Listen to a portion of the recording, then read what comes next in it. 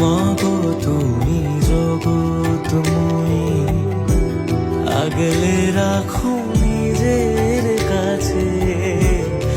এই দুনিয়ায় তুমি ছাড়া কে আছে